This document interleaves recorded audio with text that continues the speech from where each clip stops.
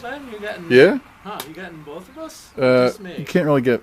I do have you both, but Gordon, if you could move just a skosh over. Oh, you're very close to the table So now. what's Okay. your name? Gordon? Okay. Gordon. Okay. Yeah. Nice to meet you. Kevin. Kevin.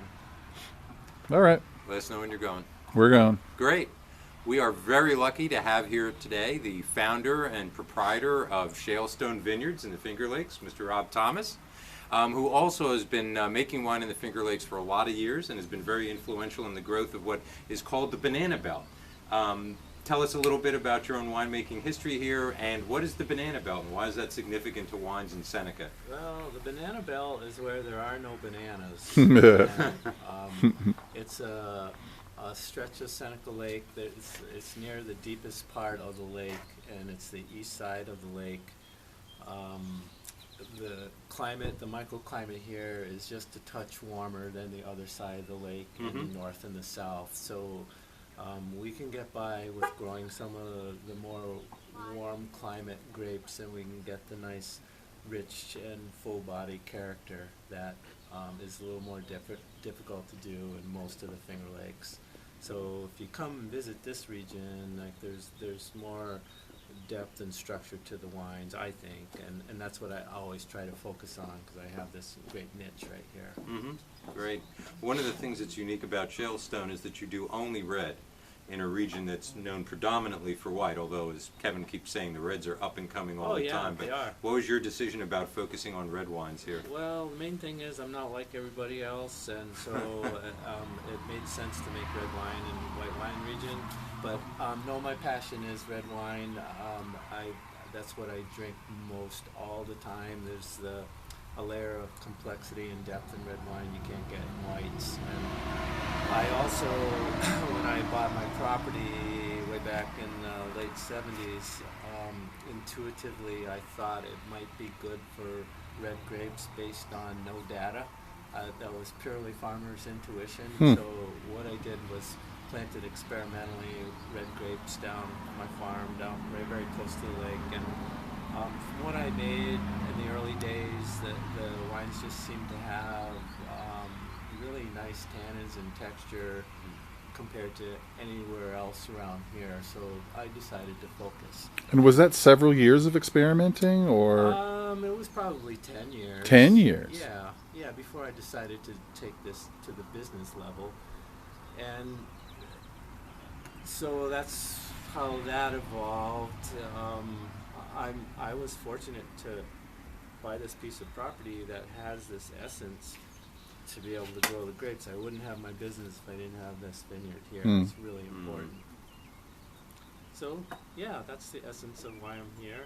I love what I do. I love making wine. I love growing grapes. It's my connection to the earth. My conduit to the earth is the grapevine. So when you're out in the field, it's like you talk to any grower, there's communication going on, and there's a lot of hand touchy-feely things you do with the vines, especially pruning and manipulating crop loads and stuff. So, and then every year the vines come back. They give you fruit at the end of the year, and then the next year you regenerate them to do it all over again. But each year you learn something from the vines, and hopefully you teach the vines something, so that you develop this relationship so that you work together and you both stay in balance. And it's the real key to life. I have this mantra that I try to stick to, that I strongly believe in it, that everything should be in balance. And you should strive for that. And so it applies to your love life, your job, drinking wine, eating good food, and so certainly growing grapes and making wine, everything in balance, that's how it all flows. And if you can keep that, like one thing I can do as a winemaker is create that balance. Anything that's out of whack, I can kick it back in so it gives you pleasure. And so think about it. Anything that's out of balance in life is upsetting, causes you problems, and you're always trying to get it back in balance. Well, and I would say there's no doubt you can taste your philosophy in the glass. Well, it comes through. Comes through. I've figured out a long time ago because what I do most of my life, I've built spots, such as the one we're sitting in now. If you see my property, my farm and my house I built, I've got gardens down there. I have my spots that I go to sit, and you can call it contemplating, but it's mostly to drink wine. Drinking wine. And to explore the netherworld. And that's been my whole life, building spots to appreciate my surroundings. So wine isn't automatic. I mean, I drink a lot of wine. Like, that's where I get inspired to do other things. So it's the greatest life in the world that I have, to be connected to the earth through my vines, and to craft these wines to give people pleasure. So, back to my original point here, my spots. One of the nicest things to do, like what we're doing here, sitting in and looking out the view, like Seneca Lake's over that way, drinking wine. We just had a bottle, or just drinking wine all by itself, and it's quite pleasurable. And the reason it is because it's very balanced. And if it was too tannic or too acidic, we'd enjoy a few sips, but we might want to have some food with it. And so that's what I try to do, is craft these wines so that they're very enjoyable by themselves. Yeah. And as you know, they're great with food too, but they don't need food. Like, these are nice. They just go down well. And my whole description of a good wine is when you have a sip, it tastes good, it smells good, the finish is lingering and pleasant, and it brings you back to want another sip, and then another sip, and then you get another glass, and before you know it, the bottle's gone. So without describing the wine with any words, you've just discovered a good wine. Yeah. Because it just goes down. Sounds like most Tuesday nights at my house. The bottle's So, done. we wanted to talk with you about that idea of describing or not describing it with words, because you have we feel a pretty unique approach in terms of describing your wines and how you invite people to experience them. You go to most other wineries and they'll tell you, look for notes of cherry or blackberry, or there's chocolate here or honeysuckle there.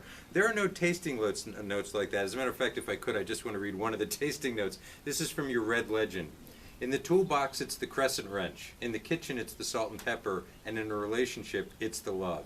Red Legend gets it done. So those are your tasting notes. So what's your thinking behind how you want people to experience the wine, and not, channel them into what you think they should taste?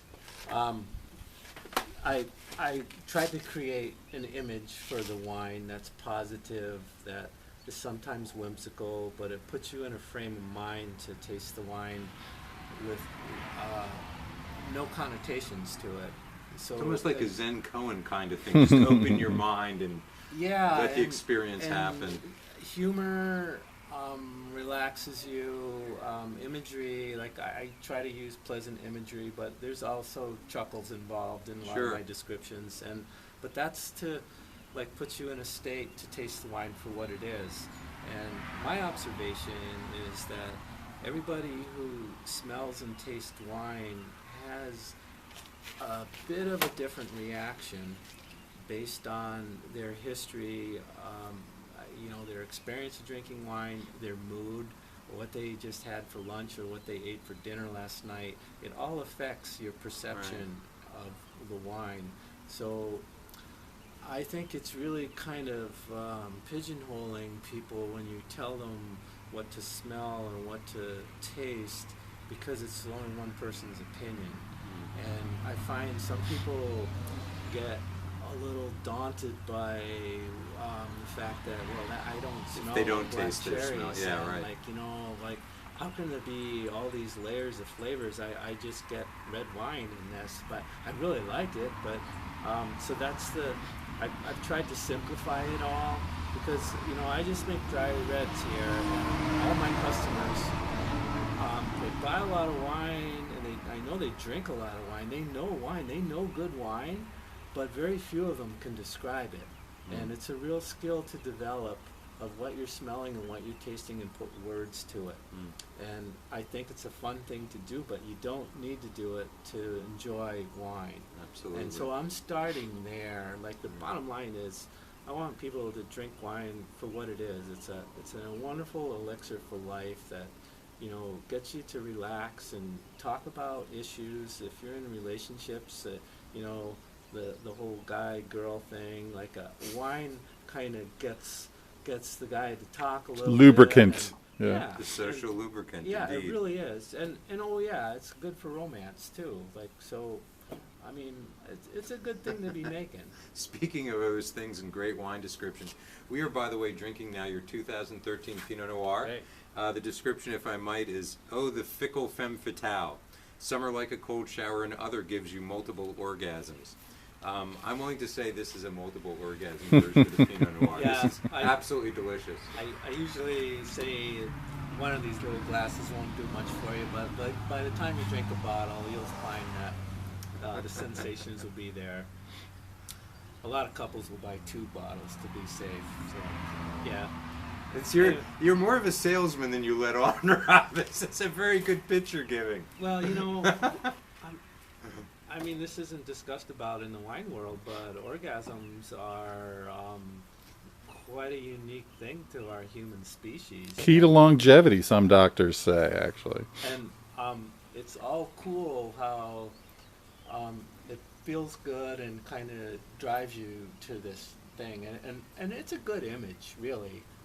When to me, it's a pleasure, and wine can give you that pleasure. Really good food can give you that pleasure when you savor something. Right, It's a sensual thing. Right, And absolutely. The reason I describe the Pinot Absolutely. Noir like this is it is sensual. It's delicate. You have to be in a state to appreciate all the aromas and flavors. I mean, it's not in your face, but it lingers and it lasts, and it's like that one kiss that just kind of sends you sailing. And if you just have that one kiss, you want to get another kiss. One, absolutely. And so, yeah, that's all imagery that works for me. Let me toast Well- your imagery. Thanks.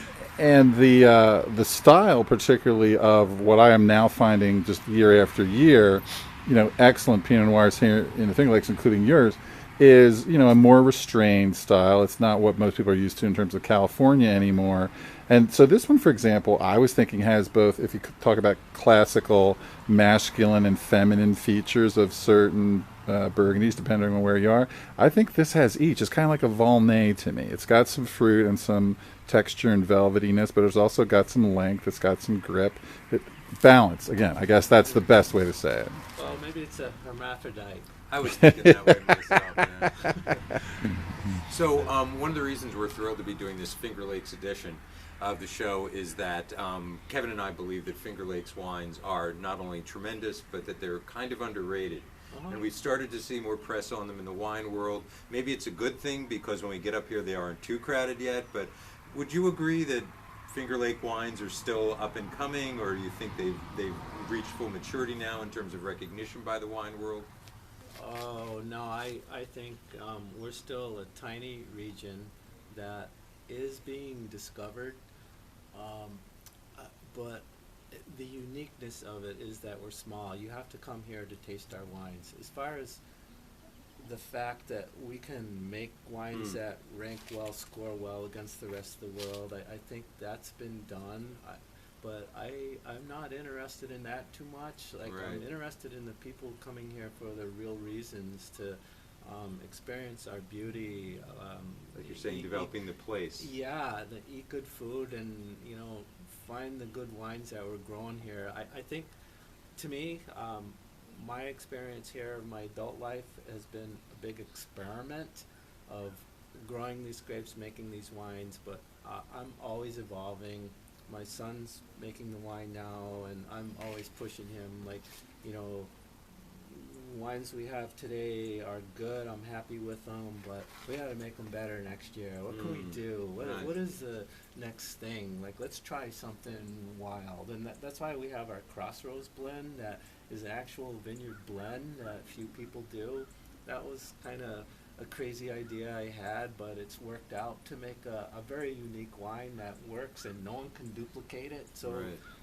you know, I want to make something that unique and outstanding. That's an excellent wine. We had it last night. Really enjoyed it. Yeah, Very much so. but there's a lot of the same old out in the industrialized world, the corporate world, and I want to attract people here who can think for themselves, who know what real is. They still have their natural instincts, and they know what good food is. They know what good wine is. They know what real people are. They know, they can recognize the life that we live here. And I'm always trying to plant seeds. For a lot of people come from the cities here, and I know they have stressful lives. Like, this is an option. You can live your life like you can be in an urban area, but you can still live like this. You just have to have your goals and your sights set on what really matters. And that's what I love about this region. It's pretty laid back. We're all in the business to make a living, but it is our livelihood. It's what we do. It's not like striving to be bigger and, you know, grow and be more and more famous. Right. And well, that's me anyway. I'm sure there's people who want to be famous, but well, you may. I don't know. Rob Thomas. I get a lot of this comment on, like, you know, oh, you're Rob Thomas, like, I'm the famous one. Oh, the guy in the music world, like, can't even touch. Motley Crue or who? No, who is it? We forget who we forget who it is. I don't know Richard Thomas in the music world. Well, anything else? Again, we're delighted to be here, and thanks for your time. Anything else you want to say? We encourage people to come to Shalestone Vineyards in particular when you come to the Finger Lakes. Well, and partly what Rob was saying too, the food is better all the time. The restaurants, the locavore, local food growing all around here. The farmers markets, outstanding. And the chill atmosphere, which, you know, is what Kevin says every time he gets here. He's like, "You've got to come out here. It's so chill out here." Well, I mean, I think everyone needs to chill. It makes you more productive, and so I'm blessed to be living in a place like this. But it's not far from a lot of urban areas to come here. I mean, the 5-hour trip is not a big deal. And yeah, I encourage people to come. But check my website. You know, if you're even interested, my website gives you the cross section of basically what we just talked about, and then our hours that are posted there, and you can contact us if you have questions. Good questions. Well, I hope we've asked some good questions today, Rob. Sure. Again, thank you very much. Yeah, it's a pleasure hanging out with you. Gordon. Thank you, Rob. Fun. Kevin, viewers,